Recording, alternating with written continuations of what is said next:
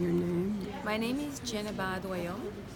I am a photographer, and my work is mostly based on more of the human side, and it's also conceptual. So this young lady I met in Montreal, her mother was a soldier fighting in South Sudan, and they migrated when she was tiny to Canada. And this young lady, when I met her, explained to me that she was raised in Canada, and she felt like she lost her roots. Because she grew up without being surrounded by the things that she was born from. So she said she was doing a documentary with her mom to explain their story, and she wanted me to do a photo series where maybe we could explore her African roots. We couldn't fly to Africa, so we shot this in California. And also, I didn't want to do something cliche and put her in Sudanese outfits and do what would be really obvious. So I decided to go more conceptual. A friend of mine works with yarn, and so I decided to use those yarn that she was making as outfits. But basically, there is a story behind everything in this picture. So the yarn is like weaving.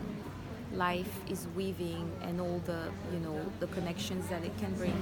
And the metal is hard, and it branches out, and it's like roots that are stuck in the ground, and it branches out because sometimes we go different ways. We can be born somewhere, raised somewhere else, travel, which means we can be really scattered, but it's metal, so the roots we kind of keep inside of us always. And the balls, it's the state of minds. We go through life, and we feel insecure, we don't know who we are, and so that's illustrated by the balls basically. So there is all these elements, and the fact that this young lady, when I met her, she's absolutely stunning, but she doesn't know it because most of the time she tries to wear a wig. People come to her and say, your hair are like this, and they're not straight, so she tries to assimilate.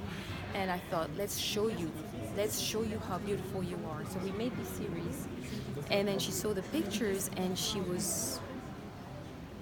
said, wow, it's me. And she said the process was so healing, and she now feels really proud, and she can see her roots now, even though it's not in a very gimmicky way, or it's not very obvious, but the story's there, and there is something special because now she looks like a warrior. So how does that make you feel? Amazing, because for me, the human side is the first thing that I choose. It's not just taking pictures. I want to tell people's story, but I want to tell the stories without being obvious. I want to find artistic ways, like layers of emotions and visual poetry to tell the stories. Great. Thank you.